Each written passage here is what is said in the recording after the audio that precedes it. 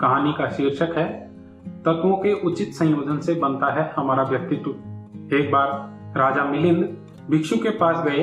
भिक्षु का नाम नागसेन था। राजा ने भिक्षु से पूछा, महाराज एक बात बताइए, आप कहते हैं कि हमारा व्यक्तित्व स्थिर नहीं है, जीव स्वयं में कुछ नहीं है, तो फिर जो आपका नाम है नागसेन, यह नागसेन कौन है?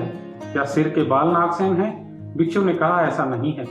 राजा ने फिर पूछा, क्या ये दांत, मस्तिष्क, मांस आदि नागसेन है? तो भिक्षु ने कहा नहीं।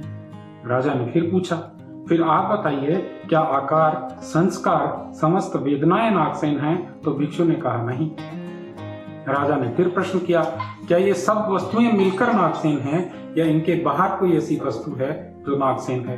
भिक्षु ने कहा नहीं। अब राजा बोले, तो फिर नागसेन कुछ नहीं है। जिसे हम अपने सामने देखते हैं और नागसेन कहते हैं, वह नागसेन कौन है?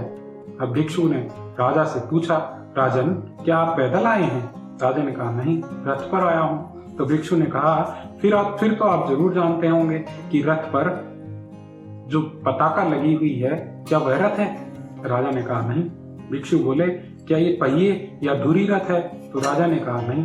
भिक्षु ने पूछा, क्या ये रस्सियां, ये चाबुक रथ है? तो राजा ने कहा नहीं। भिक्षु ने पूछा, क्या इन सब के बाहर कोई अन्य चीज है जिसे हम रथ कहते हैं? तो राजा ने कहा नहीं।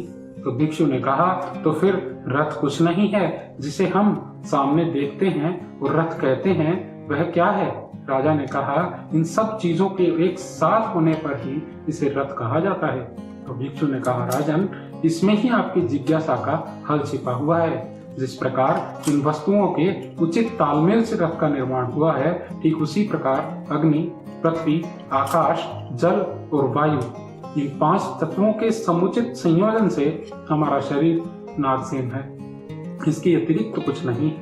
तो निष्कर्ष ये निकला कि किसी वस्तु को सही आकार या किसी वस्तु का जो सही आकार है, उसके घटकों के उचित संयोजन से ही मिलता है। इसके बाद ही कोई तत्व अपनी संपूर्णता तक पहुंचता है। धन्यवाद।